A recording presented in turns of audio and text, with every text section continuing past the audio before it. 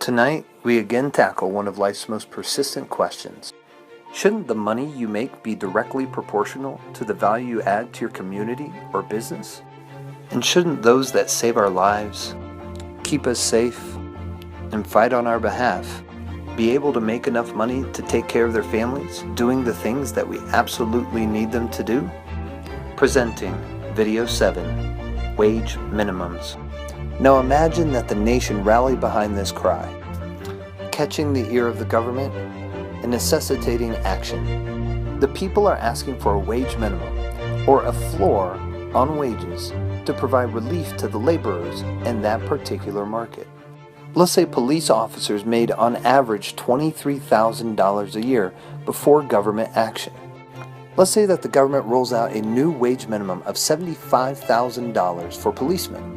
What's going to happen to the supply of policemen in this labor force? Of course, it's going to go up as many more individuals are going to decide to offer their labor to the police force in order to take advantage of these higher wages. However, it's local municipalities that have to pay these higher wages. What's going to happen to the quantity demanded for policemen by these municipalities? Of course, they're going to demand fewer policemen, not because the needs aren't the same, but because they simply can't afford to hire that many at the new wage. This means that only a few of the policemen will get jobs, and many of the laborers that offered their labor to the police force will be left unemployed. Not only that, but with fewer policemen on the streets, crime is likely to rise.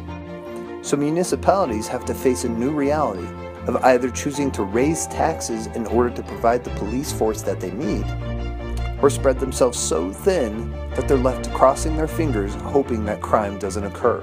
This is the definition of being between a rock and a hard place. And as governments look further into the occupations of firefighters and army men, and imagine what a surplus of those occupations might mean, where many are out of work and the few supplied are not enough to cover our needs, they tend to get a little trigger shy. Of course, not every occupation forces you to choose between safety and a livable wage. Many others are simply asking the question, is a livable wage something that is a human right? And if businesses can't operate while paying their people a livable wage, should they be in business at all? And if you do choose a wage minimum, how do you make sure that unemployment doesn't become a very big problem?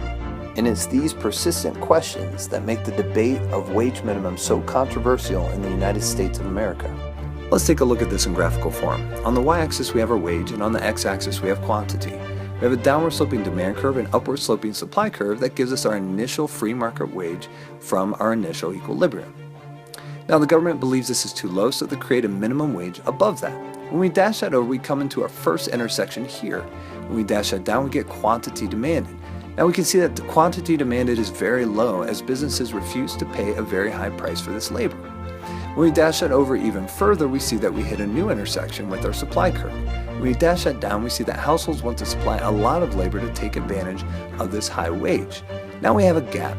The quantity supply is much bigger than our quantity demanded. We call this a surplus. And we can see here, as indicated by this bracket, this surplus results in unemployment. That's it for this video. Thank you for your time. If you want to take a moment to go back through to make sure that you understand what a wage minimum is, how it affects the quantity supplied and the quantity demanded, and how it results in a surplus and eventually unemployment, then please do so. You will need that information for your pause tomorrow. Have a great night.